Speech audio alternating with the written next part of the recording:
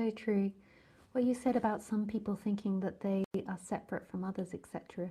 That's the story I'm constantly arguing with people about, even the ones close to me, that we are only a small part of the continuum of nature and the balance therein, that we need to play our part sustainably. I find it so hard that well-educated people who sometimes are much older than me can't grasp these simple truths, casting doubt on hard scientific findings purely because it rocks their beliefs and that it may mean some sort of inconvenience for them, slightly heartbreaking actually. But I think more and more people are waking up little by little, and ever so slowly we'll get there. And it's hard to change your beliefs. It's not you, it's just like it's habits of the way that people are, because we are habitual animals. So if you look at it even more impersonally, Thomas, it's like trying to change the makeup of a tree. So a tree, the way the tree's formed, and trying to change the makeup of it so it grows different branches. So your parents or grandparents or older relatives, they've had a life of neural pathways flashing a certain way and believing in bleach, say, and believing in going to the supermarket and buying products that are wrapped in plastic, and not understanding fair trade. And it's the same with all of us, you know. Soon we'll be outdated. I mean, I'm middle-aged now, but you sound like you're younger, Thomas, and we'll be outdated by younger people, and younger people will bring in new things which will challenge our brains, because our brains for so many years have worked in specific neural pathway ways, and so they keep producing that. So I keep trying to convince my mum that the chemicals aren't needed when you clean, that these strong chemicals aren't needed, and I keep trying to get her to imagine what happens to those chemicals when she puts them down the toilet and when she does all these things with them, and that actually you can just use natural products like tea tree oil and it does the same thing but just isn't so aggressive. But her whole life, like 70 years, she's been taught by the supermarkets, by school, by education, by parents, that that is the right way. So her brain has that natural neural pathway to think that in order to be clean you have to use these really aggressive cleaning products. And I grew up like that, and I grew up with a society that was saying that. I didn't grow up with any alternative thinking, with any belief system that questioned this. I grew up in very mainstream society. Even though I'm near London, there was no hippie-ness in that. Even though my dad was a vegan, that was for me doing that and bringing that into the family. Now my whole family is vegetarian, but that was through me bringing it in, those ideas. And it is, you know, I've recently, I just feel like it's such a shame that we go to the supermarket and we buy things in plastic, and I don't understand why we can't as a society collectively agree that we have to go with our own Tupperware to the supermarket, and we buy food in bulk. In some health food stores they do that now, but it's such a strange mentality for people, because they've grown up their whole life with packaging, and with doing it a certain way they would think it was dirty or unclean or it was dangerous. It's the same. So it's something that, you know, with not necessarily the older generation, but people that have been doing things for a long time in a particular way, their brains are set up to fire those neural pathways in that way. Just like a tree is grown, after it's a certain 100 years old, it has a particular shape to it, a particular movement to it. So these things are slow to us on the human level and what we perceive as time, but also it is quick. Like, you know, when I was growing up, I got bullied. I became a vegetarian when I was 8, and I got bullied for it at school, like really bullied. And I learnt to keep it a secret, and I learnt that you didn't overtly talk about it or the beliefs around it. I mean, I was so strict. I think when I was about 10 or 11, I completely stopped wearing leather as well, like, and became full vegan, and this is in the 90s. And in the area that I grew up in, I know it's different in other people's areas, it was just like, what is wrong with this child? Is she mentally ill? Like, is this what's wrong with her? Like, there's something psychologically wrong with her for wanting these things. And I remember my friends, my school friends, mocking me. And I'm in a WhatsApp group with them now, and we chat on WhatsApp. We all live in different parts of the world. And they watched a BBC program on um, on um,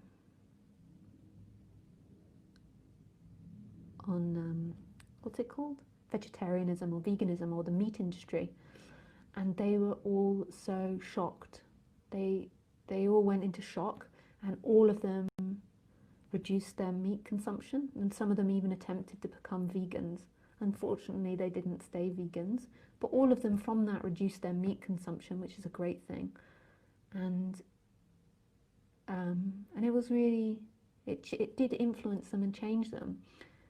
And you know, the fact that that's on the BBC, you know, in the 90s I was called mentally ill or mad for having these ideas of being vegetarian and veganism in my society, in my culture. And now it's beginning to become everyday language. We're beginning to see vegan, vegetarian food in all major supermarkets all over the world. Soy milk, rice milk. That wasn't so easy to get when I was a child.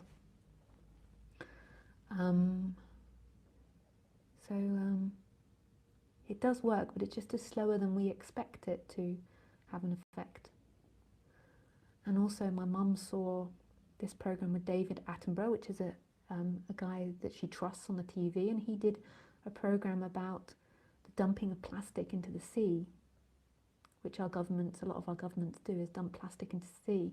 And she said it made her cry, this program, because they showed this mother dolphin trying to give to the baby dolphin plastic as food. It got confused and thought plastic was food, and it was trying to feed its baby plastic. And it obviously thought that the plastic was a fish or something. And she said she cried when she saw that.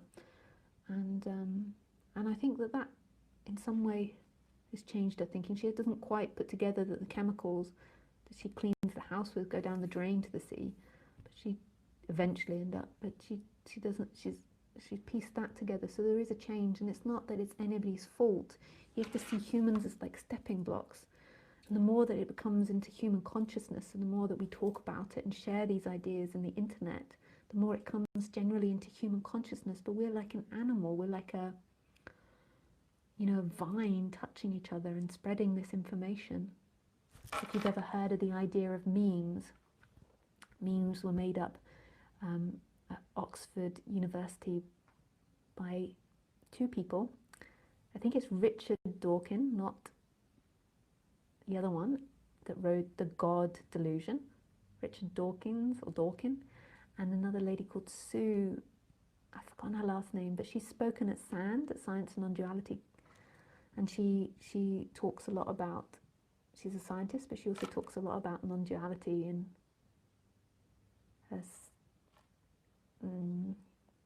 her books and in her research. And when I was about 18 or 19, I came across her book about memes, and it's so beautiful, the idea of memes. So basically they discovered memes, or they invented memes.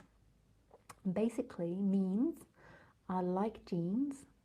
So you know how genes evolve? So as we breed and as our environment changes, our genes evolve to that environment, to our situation, to our conditions. And they're constantly evolving. So over the last 10,000 years, our genes have evolved loads and changed. And over the last million years. And memes is a similar idea, but it's about ideas. So ideas are seen as like a gene that evolves. So like God, the original idea of God is a meme, and then it gets passed on to someone else, and it gets elaborated on, the idea of God, and then it passes on to someone else, and it gets elaborated on more and more, and everything is a meme. So everything are these ideas which have grown upon each other. And there's no end destination. The memes will always grow onto each other and expand and change and grow. So there isn't a truth meme, there isn't a true thought, They're always growing and expanding. And I forgot what that was in relationship to. I'm normally really good at circling back and making sure I bring it back to the original point.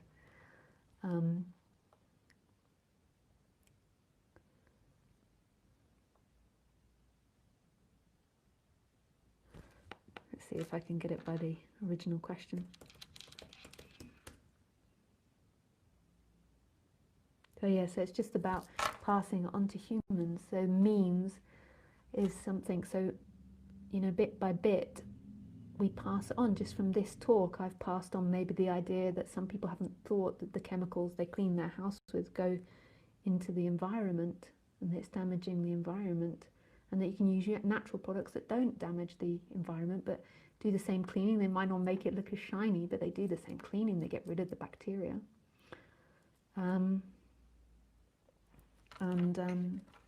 Maybe the idea of going to the supermarket with your own plastic or Tupperwares rather than buying products that are already contained in plastic.